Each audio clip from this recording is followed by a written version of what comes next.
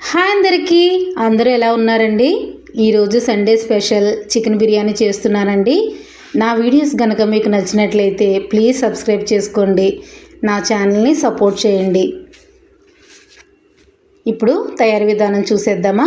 నేను KG chicken తీసుకున్నానండి. ఇది శుభ్రంగా కడిగిన తర్వాత ఇందులోకి 1 కప్పు పెరుగును వేసుకోవాలి. అలాగే 1 టేబుల్ స్పూన్ ధనియాల పౌడర్, కొద్దిగా పసుపు, అలాగే గరం మసాలా, 2 టేబుల్ స్పూన్స్ కారం వేసుకోవాలండి. అలాగే అల్లం వెల్లుల్లి పేస్టు, ఇప్పుడు నిమ్మరసం కూడా వేసుకోవాలి. ఇలా వేసుకున్న తర్వాత కొద్దిగా చికెన్ మసాలాను కూడా వేసుకుని బాగా కలుపుకోవాలి.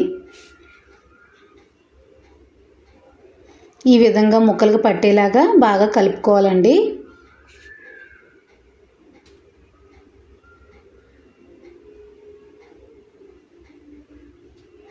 అలాగే తగినంత సాల్ట్ కూడా వేసుకుని ఈ విధంగా కలుపుకోవాలి.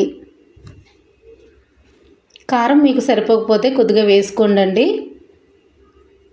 ఇలా కలుపుకున్న తర్వాత 2 అవర్స్ మూత పెట్టేసుకుని పక్కన పెట్టుకోవాలండి. ఇప్పుడు 2 గ్లాసులు బాస్మతి రైస్ని తీసుకుంటున్నాను నేను. ఇవి శుభ్రంగా కడిగి ఒక పావు గంట వరకు నానబెట్టుకోవాలి. అప్పుడే రైస్ అనేది పొడి పొడిగా వస్తుందండి. 2 అవర్స్ తర్వాత మసాలా సరుకులన్నీ తీసుకుని స్టవ్ మీద గిన్నె పెట్టేసుకుని 3 టేబుల్ స్పూన్స్ ఆయిల్ వేసుకోవాలి. ఆయిల్ బాగా కాగిన తర్వాత మసాలా సరుకులను వేసుకోవాలి. అలాగే బిర్యానీ ఆకులను కూడా వేసుకుందామండి 2. ఇలా వేసుకుని కొద్దిసేపు వేగిన తర్వాత ఉల్లిపాయ ముక్కలను కూడా వేసేసుకోవాలి. ఉల్లిపాయ ముక్కలు పచ్చిమిర్చిని ఇలా పొడుగ్గా చీర్చుకుని వేసుకోవాలండి. ఇప్పుడు ఉల్లిపాయ ముక్కలు కొద్దిగా మగ్గిన తర్వాత టమాటా ముక్కలను కూడా వేసేసుకుందాం. నేను 2 టమాటాలు తీసుకున్నానండి.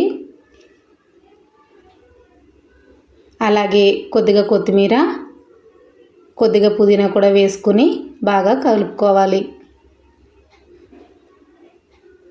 కొద్దిసేపు మగ్గనిచ్చుకుందామండి. మూత పెట్టేసుకుందాం.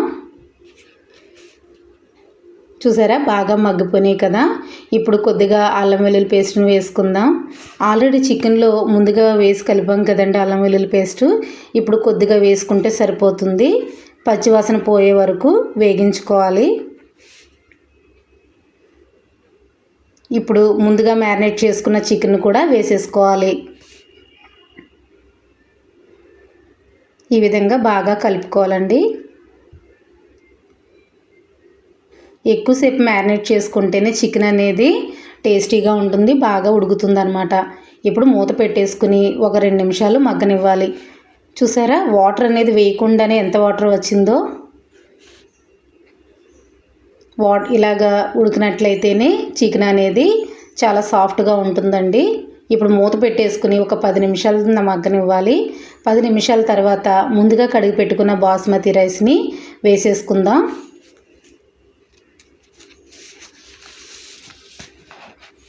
ఇలా వేసుకున్న తర్వాత బాగా కలుపుకోవాలి.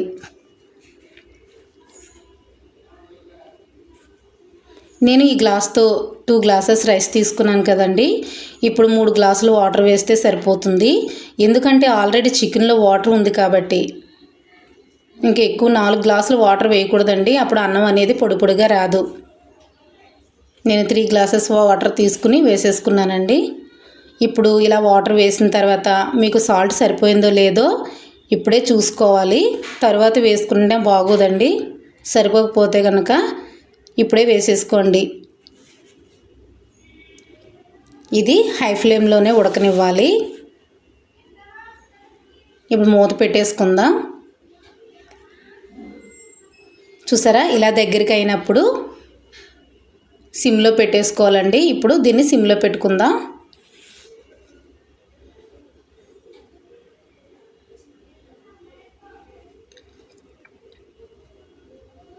కొద్దిసేపు మూత పెట్టుకుని బాగా దగ్గరగా అయిపోయే వరకు ఉడకనిచ్చుకోవాలి. చూసారా ఎంత పొడి పొడిగా వచ్చిందో. ఇప్పుడు లాస్ట్గా కొత్తిమీరని వేసేసుకుందామండి.